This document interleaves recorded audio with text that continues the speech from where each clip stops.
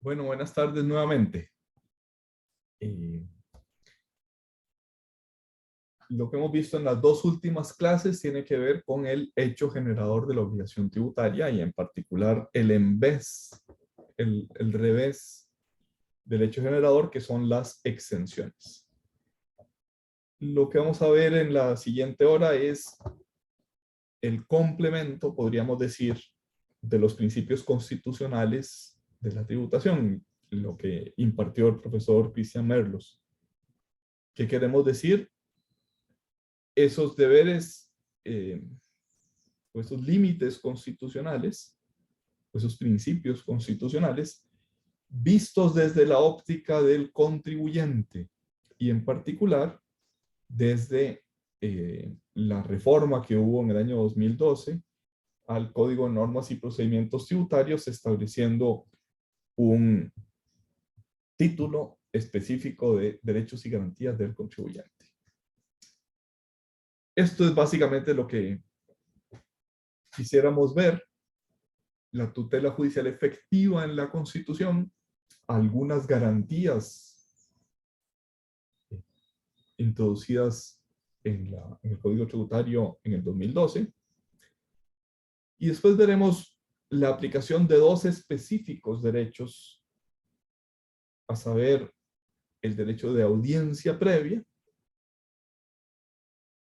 su desafío por la Sala Constitucional, y si nos da tiempo, que me sospecho que va a estar difícil que nos dé tiempo, hablaremos unos segundos o unos minutos sobre otro derecho, que es el derecho al procedimiento, el derecho al debido proceso, y su contraparte, el valor o la falta de valor de la prueba espuria.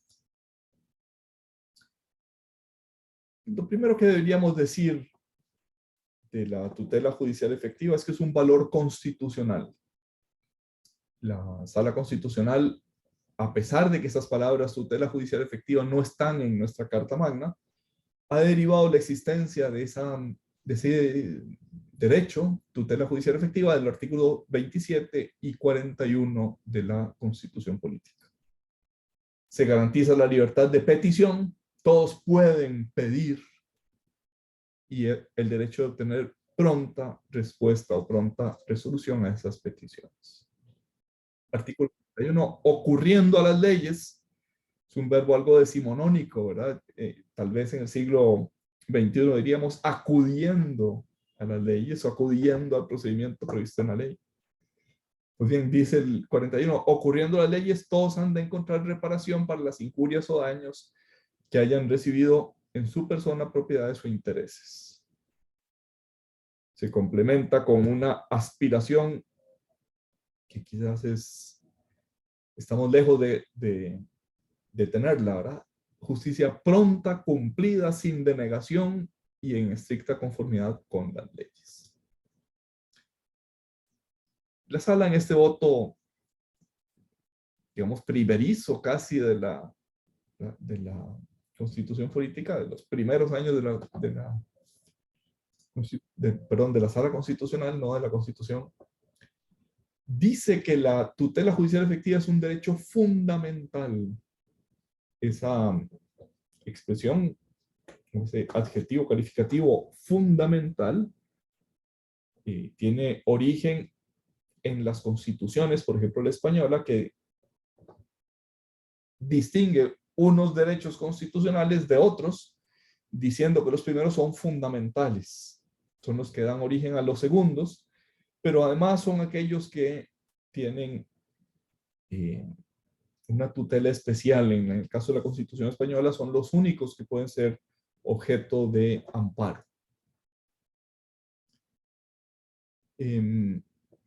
Dice la Sala Constitucional que ese derecho a la justicia, esa tutela judicial efectiva, está constituida por el conjunto de mecanismos para el ejercicio de la función jurisdiccional del Estado,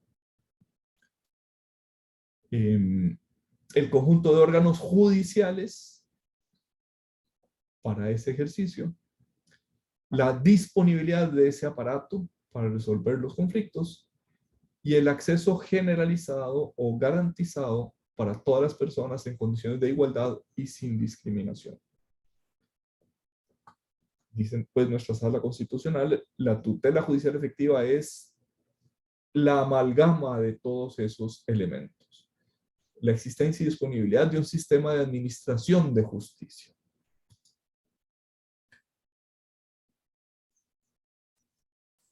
Interpretando ese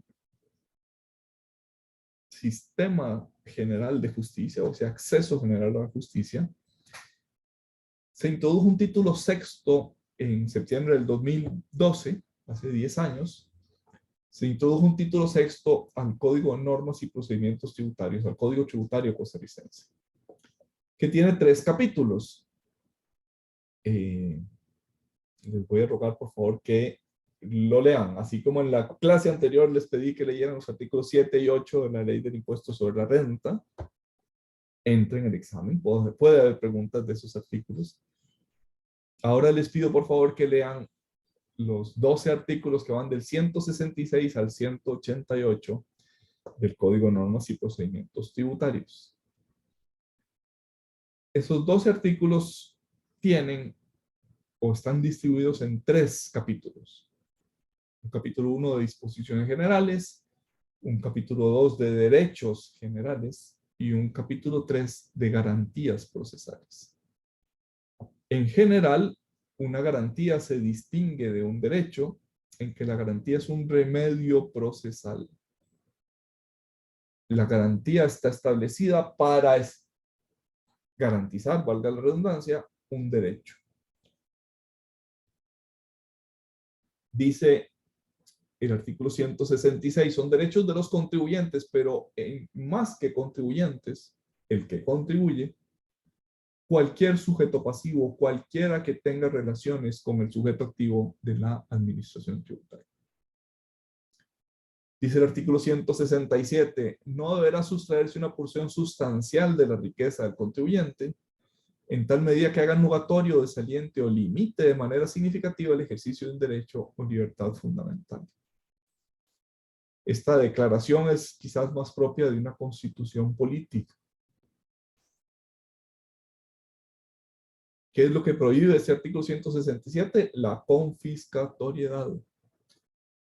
Cuando de manera sustancial la riqueza del contribuyente pase a ser parte del fisco.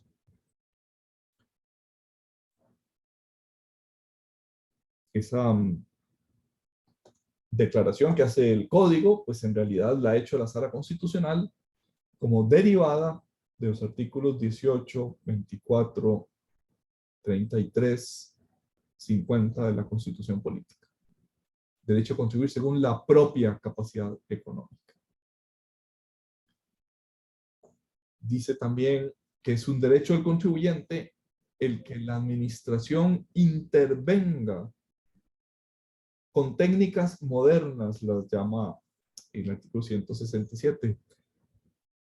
En otras palabras, que no haya fiscalizaciones a tontas y a locas, sino basadas en criterios objetivos como la gestión de riesgos, los controles basados en auditoría, el aprovechamiento de las tecnologías de la información. Es un derecho del contribuyente la simplificación y armonización de procedimientos.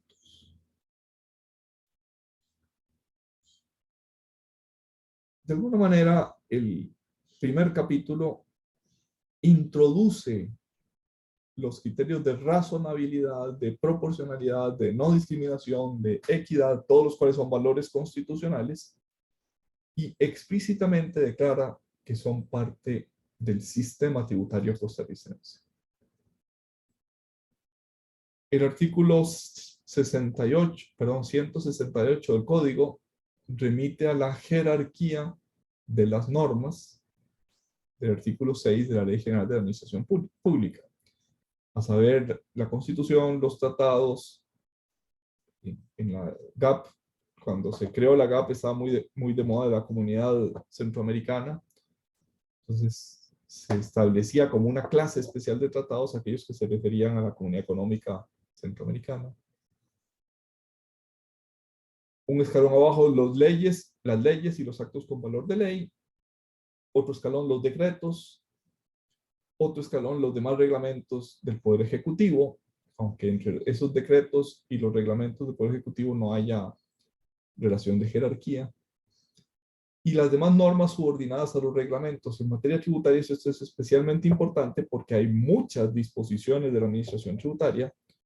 Por ejemplo, la declaración de impuesto de la renta debe hacerse en la plataforma informática del Ministerio de Hacienda. Aquello no es ni un reglamento ni una ley, está subordinada al reglamento, pero forman parte de la jerarquía por el sistema de fuentes. Jerarquía implica que unos tienen más valor que otros y que los de más abajo no pueden contradecir los que están más arriba. Aquellos reglamentos autónomos, dice la Ley General de la Administración Pública, esto es, aquellos que no reglamentan una ley, sino que son autónomos, se emiten por sí mismos, están subordinados entre sí en relación a la materia que regula.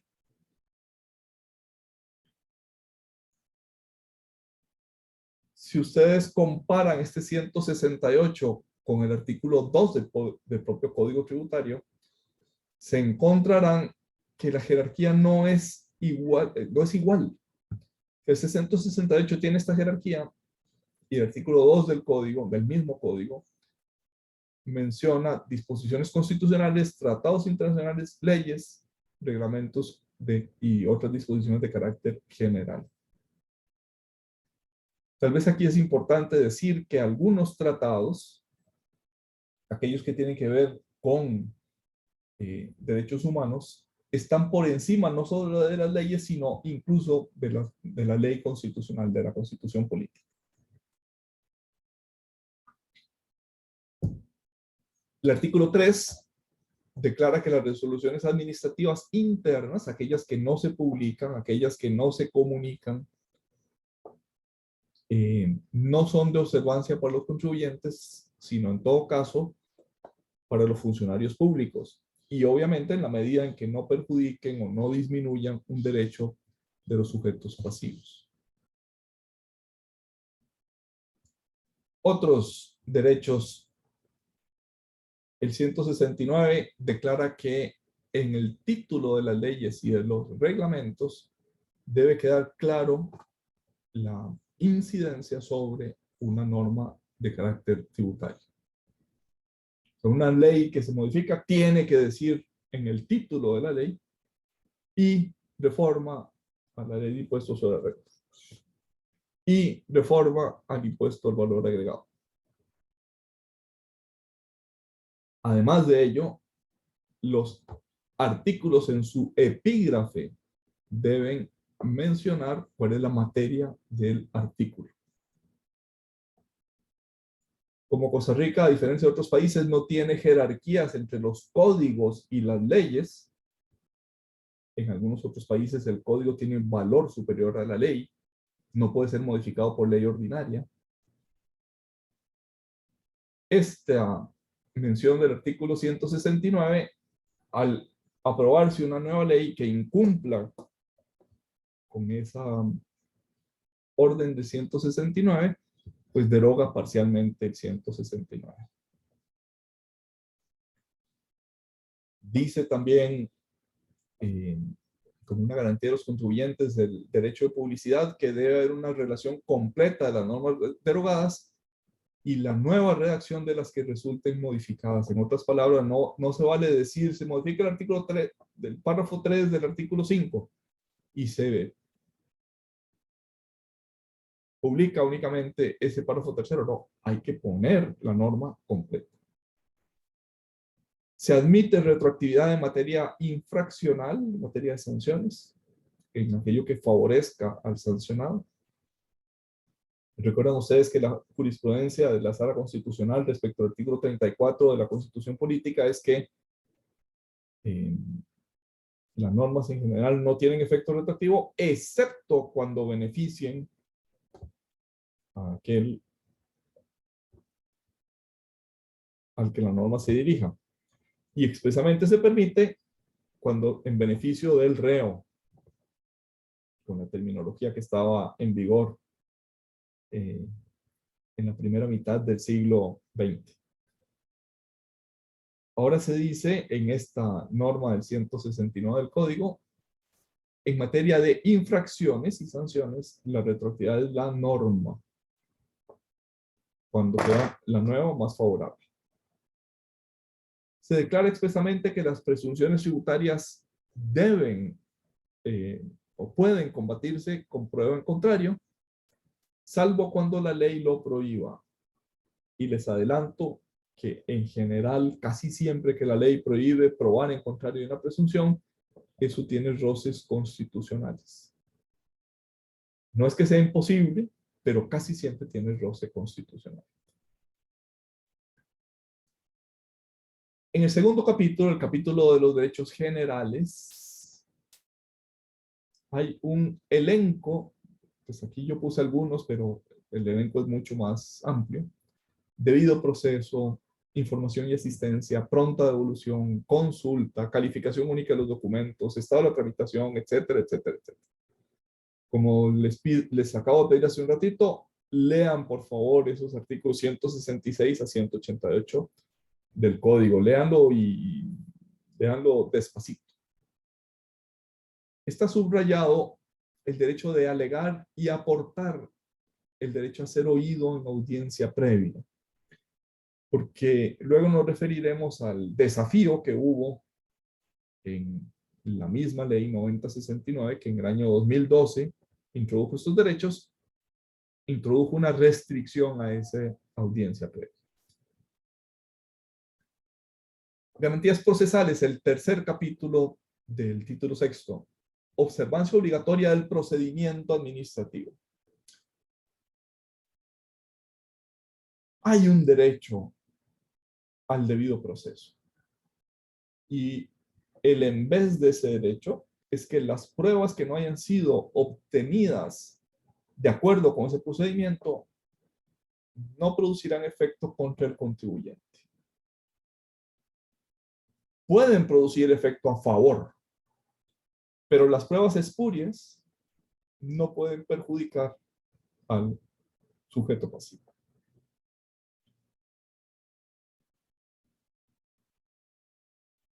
Vamos a saltarnos el resto de esto. Pasemos al artículo 171, que es el que en sus incisos 11 y 12 declara el derecho de alegar y el derecho de audiencia previa. Alegar y aportar documentos que forman parte del acto administrativo que resuelva lo que se esté tramitando, por ejemplo, una impugnación de un traslado de cargos o, por ejemplo, una solicitud de una exención. Derecho de alegar, no se puede emitir el acto administrativo sin escuchar esas alegaciones. Y luego el acto administrativo tiene que tomar en cuenta, es un deber general de motivación, tanto de los alegatos como de las pruebas, en los actos jurídicos en general, que la mayoría de las veces se llaman resoluciones porque resuelven un procedimiento. Aquellos actos que tienen efectos que afecten a los sujetos pasivos, hay un derecho a ser oído de previo, oído con carácter previo en el trámite de audiencia. Audiencia quiere decir audi, oído en latín. Ser oído en la audiencia, ser oído en el acto procesal que sirve para oír, con carácter previo al dictado de la resolución.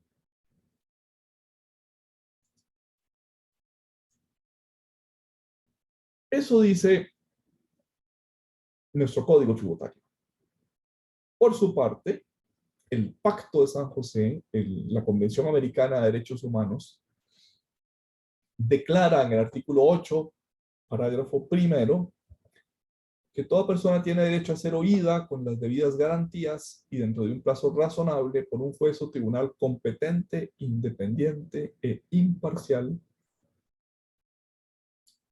Es muy importante esos tres adjetivos calificativos: competente, independiente, imparcial, establecido con anterioridad a la ley, en la sustanciación de cualquier acusación penal formulada contra ella, o para la determinación de sus derechos y obligaciones de orden civil, laboral, fiscal o de cualquier otro carácter.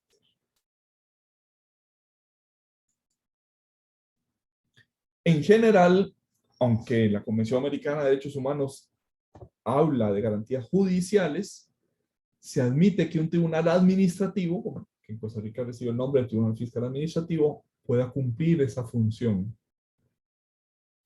Aunque no forma parte del órgano jurisdiccional, es un tribunal administrativo, en la medida en que sea competente, independiente e imparcial, cumple con esa garantía del artículo 8 de la Convención Americana de Derechos Humanos. Competente no solo quiere decir que sea competente procesalmente, sino que tenga la idoneidad, por eso el Tribunal Fiscal Administrativo es competente, porque racione materia, es decir, en razón de la materia, es idóneo para conocer de esas controversias. El Tribunal Administrativo, no sé, el de migración, por ejemplo, pues obviamente no sería competente.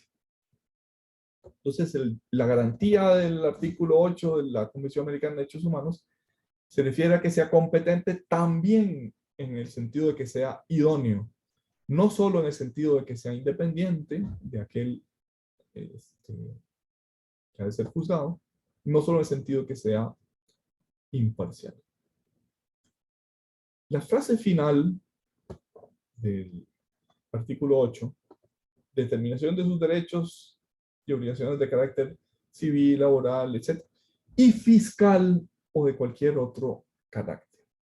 Esa palabrita fiscal se introdujo la noche antes de que se firmara la declaración, el 22 de noviembre de 1969. Cuenta Héctor Villegas, un autor argentino, que fue en último minuto, o sea, no estaba ni en los borradores, ni se había discutido mucho, y por tanto quizás la inclusión a último minuto de lo fiscal está clara, aunque es la intención de los conferencistas en la convención especializada en derechos humanos, pues no tiene una especie de declaración de intenciones o que permita estudiar qué quisieron decir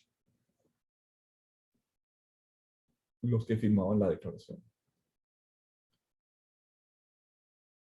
Esa conferencia quiso que para América aquello no fuera una simple declaración de derechos, una declaración de derechos del hombre y del ciudadano, sino que tuviera instrumentos jurídicos que le hicieran exigible. Por eso creó una comisión y creó una corte, y además empezó a ser exigible de acuerdo con la legislación interna de los países. Eso no admite discusión en Costa Rica, no admite discusión en otros países, pero históricamente sí era discutible si la convención requería de una ley que desarrollara esas declaraciones. Está en vigor desde el 18 de julio de 1978 para Costa Rica. Casi 10 años después de que se emitió. Pues bien, ese artículo 8, ese artículo 171 del Código, artículo 8 de la Convención Americana de Derechos Humanos, audiencia previa, ser oído con anterioridad, sufrió un desafío en la misma ley que creó esos derechos y garantías del contribuyente, la ley 9069 de septiembre del 2012. Ese desafío, esa contradicción estaba en el artículo 144. El acto administrativo de liquidación de oficio, se hacía un traslado de cargos, se le trasladaban los cargos al sujeto pasivo, y si había disconformidad con esa propuesta,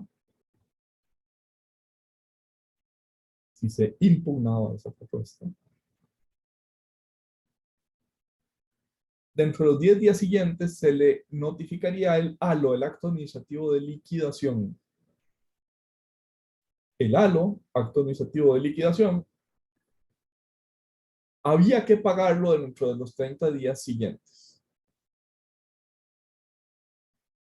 O al menos había que rendir garantías sobre esa deuda. Dicho en otras palabras, el acto de liquidación de oficio convertía la deuda tributaria en líquida y exigible a partir de un acto administrativo que no había sido revisado por nadie. Esto es, que no había sido revisado por un tribunal objetivo, independiente, imparcial, competente.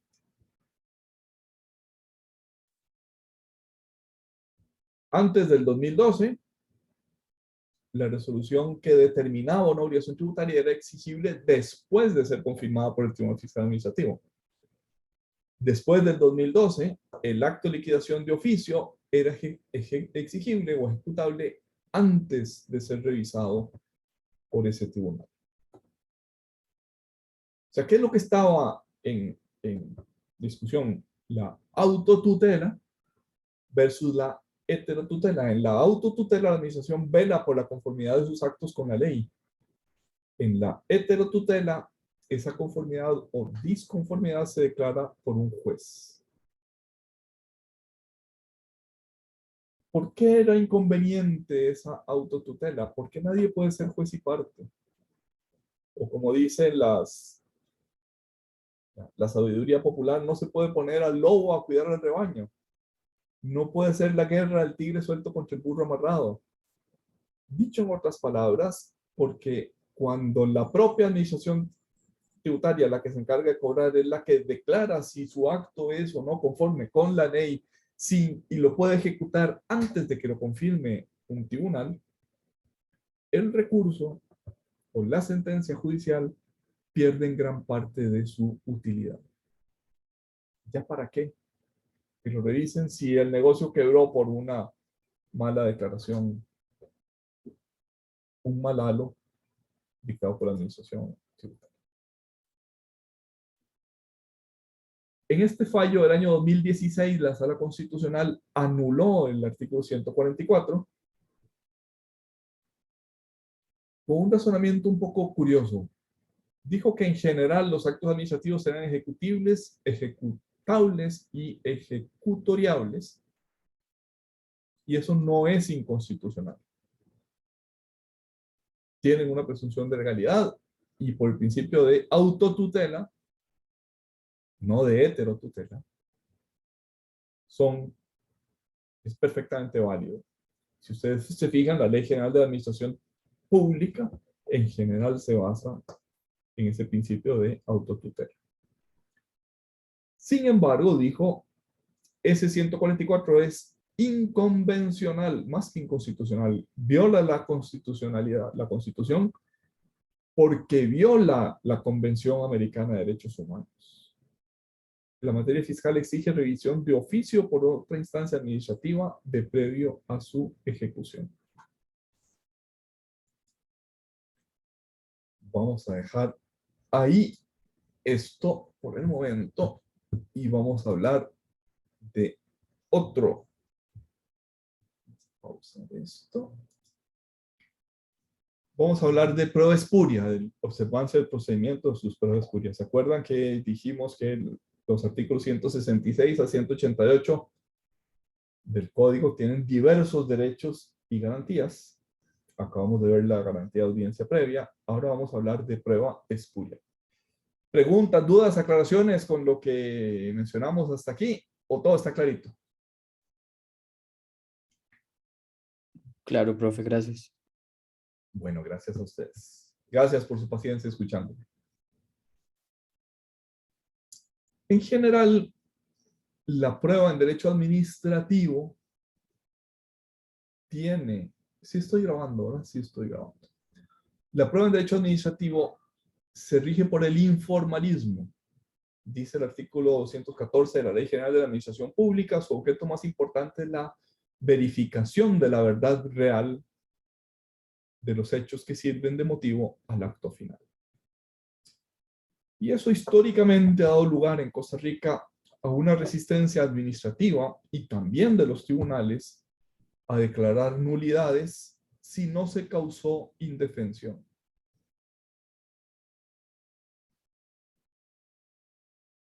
El procedimiento está establecido en la ley, pero si se viola el procedimiento mientras no se cause indefensión, no se declara la nulidad.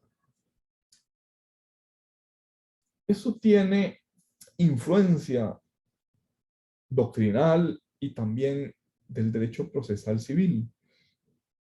Dice el artículo 195 del Código Procesal Civil: cuando la ley prescribiera determinada forma sin pena de nulidad, el juez considerará válido el acto si realizado de otro modo alcanzó su finalidad. Y más severamente el 197, cuando se trata de nulidades absolutas, la más grave de las nulidades, solo se decretará cuando sea absolutamente indispensable su pronunciamiento para evitar indefensión. En otras palabras, la nulidad absoluta en realidad no es tan absoluta, porque solo se declarará si hubo indefensión o para orientar el curso normal del procedimiento. Incluso la nulidad absoluta tiene un principio de conservación de los actos y solo debe prosperar si es posible reponer el trámite o corregir la actuación sin perjuicio de los demás actos procesales. Pues en general, la influencia en el derecho tributario del ámbito administrativo, Ley General de Administración Pública y del Código Procesal Civil es que las nulidades casi nunca se declaran, solo cuando hay indefensión. Este fallo del Tribunal Fiscal del año 2020, citando al Tribunal Contencioso Administrativo, indica que esas dos normas del Código Procesal Civil que acabamos de citar son manifestación práctica del principio de conservación de los actos procesales. No importa que ese acto procesal tenga un vicio en su origen. No importa que el vicio sea absoluto o relativo, sino solamente cuáles fueron los efectos del vicio, de la violación. Si sus efectos reales fueron indefensión, entonces se decreta la nulidad. Si no, no. En todos los demás casos, se opta por subsanar. Eso, diríamos, es el origen o la influencia administrativa y procesal civil. Pasemos a la otra orilla, que es la prueba en el proceso penal. El artículo 181 del derecho procesal penal más bien se pasa al extremo opuesto. Los elementos de prueba solo tendrán valor si han sido obtenidos por medio lícito e incorporados al procedimiento conforme a las disposiciones de este código. Lícito e introducción lícita al procedimiento. Excepción cuando favorezca al imputado. Tenemos dos juegos de normas. La administrativa, que propende a la conservación del acto y de la prueba, aun si ha sido ilegítima. La penal, que con base en la doctrina de los frutos del árbol envenenado declara que la prueba espuria no tiene ningún valor, excepto cuando favorezca al imputado. La ley 9069, que venimos conversando, que introdujo el título sexto de Derechos y Garantías del Contribuyente, en su artículo 176 tiene dos párrafos. El primero, el procedimiento administrativo es de observancia obligatoria para la administración tributaria. En otras palabras, los vicios en el procedimiento violan la defensa del contribuyente. Y la nulidad es declarable incluso de oficio antes de que o independientemente de que el interesado la alegue. Si hay una violación al procedimiento, prima facie, antes de conocer el fondo del asunto, puede ser declarada por el órgano que conozca el recurso. El segundo párrafo lleva a una precisión todavía mayor. Las actuaciones administrativas contrarias a derecho, así como la información y las demás pruebas obtenidas por la administración de forma ilegal, no podrán surtir efecto alguno en contra del contribuyente. En otras palabras, a partir del 2012, el Código Tributario se decanta por digamos, la influencia penal, si me permiten la expresión, y no por la influencia administrativa o procesal civil en esta materia. Ahora, aunque han pasado 10 años desde esa reforma y se han declarado nulidades en el Tribunal Fiscal y en el Tribunal Contencioso Administrativo, no se ha declarado ninguna citando el artículo 176 del Código de Normas y Procedimientos Tributarios. O bueno, por lo menos ninguna en la revisión de jurisprudencia que hice hace pocas semanas preparando esta clase. Ha habido nulidades, pero ninguna por prueba espuria. Incluso aunque se ha invocado ese artículo, ni el Tribunal Fiscal ni el Tribunal Contencioso han utilizado ese artículo 176 como razón para decidir en ningún caso. Ni uno solo, por lo menos ni uno solo en las colecciones de jurisprudencia a las que yo tuve acceso, que me parece que son muy completas. Ninguna como ratio decidendi, razón de decidir, y ninguna como obiter dicta o razones adicionales para decidir. Ratio decidendi, la razón principal, obiter dicta, a más abundamiento, como suele decirse en nuestro medio. Ni un solo caso. Entonces, ¿qué pasó con ese artículo 176? Yo diría que eso está próximo a cambiar y voy a tratar de explicar por qué creo que puede cambiar.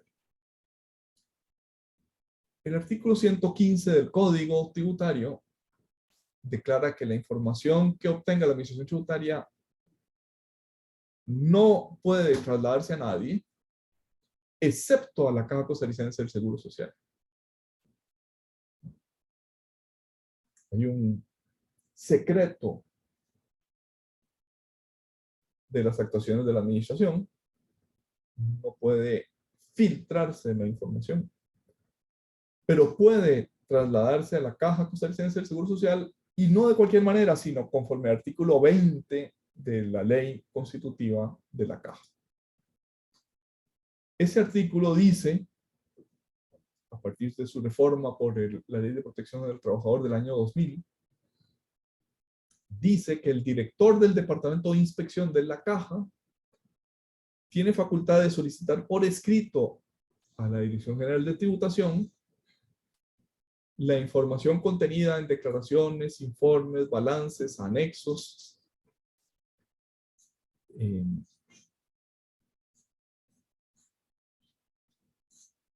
puede pedir, puede solicitar. ¿Qué quiere esto decir? Debe solicitar por escrito y debe hacerlo ad casum, caso por caso. No puede decir, mándeme toda la información. En la práctica, lo que sucede es que los inspectores de la Caja tienen acceso directo a distancia de un clic a las declaraciones de impuestos sobre la renta en el sistema informático de la Administración Tributaria. No es que el director del Departamento de Inspección le pueda pedir al director de tributación, sino que cada inspector, no el director, cada inspector accede directamente a la base de datos de la Administración Tributaria. Y muy masivamente, la inspección de la caja ha hecho actuaciones, especialmente contra trabajadores independientes, comparando los ingresos eh, de las declaraciones de renta con el salario de referencia, con el base en el cual la caja cobraba cuotas de seguridad social. Y por tanto tiene pretensiones de cobrar desde marzo del 2006 hasta hoy, con intereses y con recargos. Esta información en la práctica no cumple con el artículo 20 de la ley constitutiva de la caja. Es prueba espuria, está obtenida en violación del procedimiento. En enero de este año, del 2022, la Defensoría de los Habitantes le dijo a la Junta Directiva de la Caja que el reglamento que rige las solicitudes de inspección tiene 10 pasos y no se están, o 10 requisitos, y no se están cumpliendo por parte del director de la inspección. Hay que cumplir esos requisitos. Está en el reglamento, está en el artículo 20 de la ley constitutiva de la caja. Y si no se cumple, pues esas actuaciones se basan en prueba espuria. ¿Cuál es mi conclusión? Mi conclusión es que el procedimiento, la prueba, no son un prurito del legislador. No son una majadería, sino que cuando se le otorga a un inspector el derecho de introducirse en la intimidad,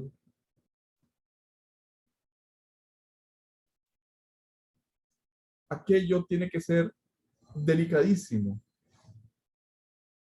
La intimidad es un valor constitucional. ¿Por qué se permite a un inspector entrar en la intimidad financiera o personal de los habitantes sin que se considere violado el artículo 24 de la Constitución Política? Porque para dar cumplimiento a otras normas constitucionales, artículos 73, 74, contribuciones a la seguridad social, es indispensable que alguien tenga el derecho de penetrar esa intimidad. Pero esa intimidad no puede ser penetrada de cualquier manera.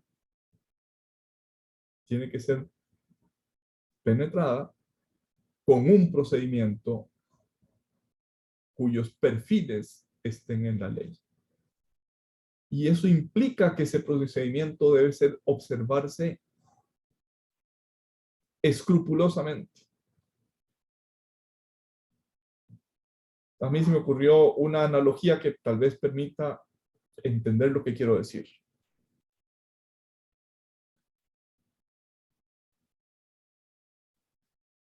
Un instrumento punzocortante que penetre el cuerpo humano, pues en general no debería utilizarse.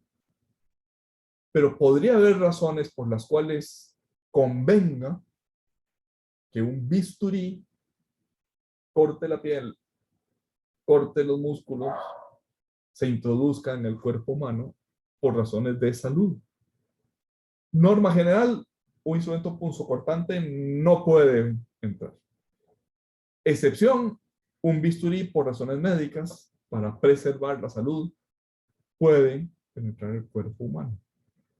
Pero ese bisturí tiene que estar estéril, no puede operarse con un bisturí sucio o un bisturí contaminado. Eso es lo que pasa con la prueba espuria.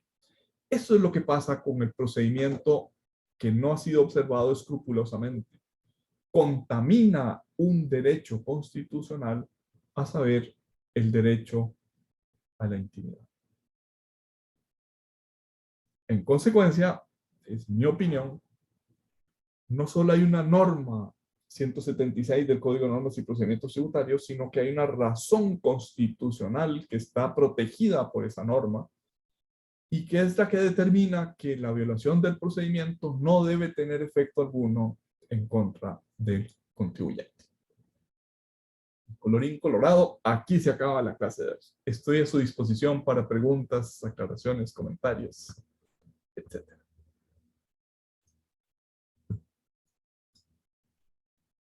Espero que no se hayan dormido durante mi clase.